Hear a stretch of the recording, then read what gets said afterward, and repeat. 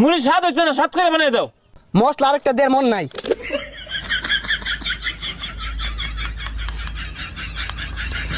ওহন খাইয়া দেহ, স্বাদ না হইলে নাম নাই ফালাই দিয়াম। কি দিলা এটা মামা? এত জাদু আছে নাকি? এই জালমুড়ি,